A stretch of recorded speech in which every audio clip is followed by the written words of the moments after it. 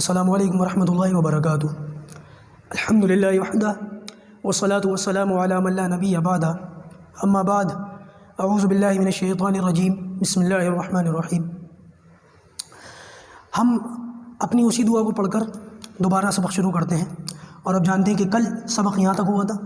اب ہم باقاعدہ سارے الفاظ کو پہچان لیتے ہیں، دیکھ لیتے ہیں۔ بسم اللہ الرحمن الرحیم۔ الف، با، تا، سا، جیم، حا، خا، دال، ذال، را، زا، سین، شین، صاد، ضاد، طا، ظا، عین، غین، فا، قاف، کاف، لام، میم، نون، واو، ہا، حمزہ، یا۔ عام طور سے لوگ اس کو چھوٹی یا بول دیتے ہیں، اس کو بڑی یا بول دیتے ہیں، تو اس طریقے سے بھی کہہ سکتے ہیں، کوئی حرج کی بات نہیں ہے۔ آپ بچوں کو بھی بتا سکتے ہیں چھوٹی یا بڑی یا، اصل لفظ ایک ہی ہے، بس یہ الگ الگ شکلوں میں الگ الگ لفظوں کے ساتھ مل کر آتا ہے، تو اس کی دو شکلیں بن جاتی ہیں، ایک شکل یہ بن جاتی ہے، ایک شکل یہ بن جاتی ہے۔ تو سمجھانے کے لیے کبھی اس کو چھوٹی یا کہہ دیتے ہیں، کبھی اس کو بڑی یا کہہ دیتے ہیں، باقی لفظ ایک ہی ہے، زیادہ پریشان ہونے کی ضرورت نہیں ہے۔ اب جس طریقے سے میں نے یہ الفاظ پڑھائے ہیں، آپ بالکل اس طریقے سے الفاظ بچوں کو پڑھائیں، اور جو لوگ پڑھ رہے ہیں اس طریقے سے پڑھیں۔ پھر پڑھنے کے بعد دوبارہ الف سے پڑھیں، اور اس طریقے سے پڑھیں دوسرے نمبر پر۔ الف، با کے نیچے ایک نقطہ، تا کے اوپر دو نقطے، پھر اس طریقے سے پڑھتے پڑھتے یہاں پر آئیں تو اس کو کہیں۔ فا کے اوپر ایک نقطہ، قاف کے اوپر دو نقطے، کاف خالی، لام خالی، میم خالی، نون کے اوپر ایک نقطہ۔ مطلب جن لفظوں کے اوپر نقطے ہوں ان نقطوں کو بتائیں، جن لفظوں کے نیچے نقطے ہوں ان نقطوں کو بتائیں، اور جن میں نقطے نہ ہوں ان کو خالی کہہ دیں۔ جیسے کہ ہم نے الف کو پڑھا تھا، جیسے الف خالی، با کے نیچے ایک نقطہ، تا کے اوپر دو نقطے، سا کے اوپر تین نقطے، جیم کے پیٹ میں ایک نقطہ، ہا خالی، خا کے اوپر ایک نقطہ، دال خالی، ذال کے اوپر ایک نقطہ، را خالی، زا کے اوپر ایک نقطہ، سین خالی، شین کے اوپر تین نقطے، صاد خالی، ضاد کے اوپر ایک نقطہ، طا خالی۔ اس کو بچے توئے پڑھ دیتے ہیں، بعض لوگ نہ جانتے ہوئے توئے کہتے ہیں، توئے نہیں ہے، طا ہے۔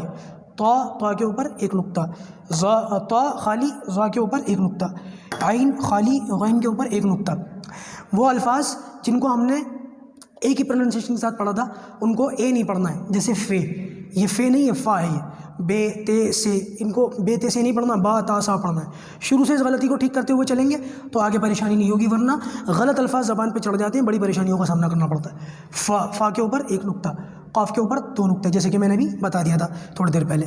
چھوٹی یا کے نیچے دو نقطے، بڑی یا کے نیچے دو نقطے، ایک ہی لفظ ہے، دو نقطے اس کی پہچان ہے، آسانی کے ساتھ پہچان لیں گے۔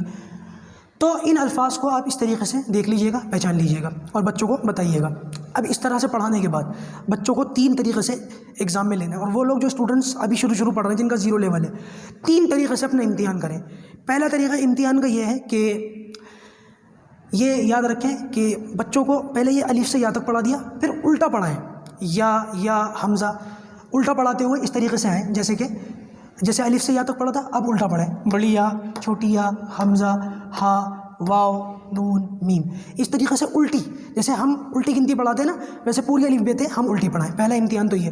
دوسرا امتحان یہ ہے کہ بچوں کو اوپر سے نیچے پڑھائیں، جیسے کہ ابھی یہ پچھلا لفظ آئے گا، بچوں کو ایسے پڑھائیں، الف، دال، سین، طا، با، جیم، اوپر سے نیچے پڑھائیں، اس طریقے سے پڑھا لیا، پھر نیچے سے اوپر پڑھائیں، یہ دوسرا طریقہ ہو گیا۔ پھر ایک تیسرا طریقہ یہ کہ بچوں کو پرچیاں بنا لیں، چھوٹی چھوٹی پرچیوں کے اوپر الفاظ لکھیں، پینسل سے یا صاف قلم سے، پھر وہ پرچیاں بچوں کو دکھائیں الگ الگ، بیٹا بتاؤ یہ لفظ کون سا ہے، کبھی طا کی دکھا دی، پھر عین کی دکھا دی۔ جب تک بچہ ان امتحانوں میں پاس نہ ہو بچے کو آگے سبق نہ دیں۔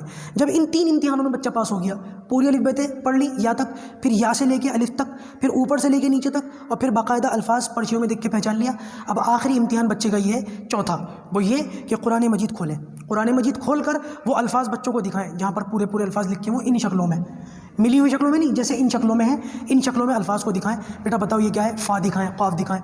بچہ اگر اس میں سے بھی پہچان لیں، اب بچہ کامیاب ہو گیا۔ جب تک ان تینوں چاروں امتحانوں سے بچہ گزر کر پاس نہ ہو جائے تب تک آگے سبق پڑھانے کی اور آگے بڑھانے کی ضرورت نہیں ہے. تب تک آپ یہ دونوں ویڈیو بنیادی لیول کی جو ہے ان کو دکھائیں اور بچوں کو اچھی طریقے سے سمجھائیں اور پڑھائیں. پروردگار ہمیں ان باتوں پر عمل کی توفیق عطا فرمائے.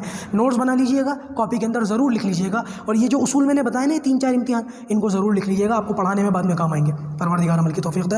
السلام علیکم ورحمۃ اللہ وبرکاتہ.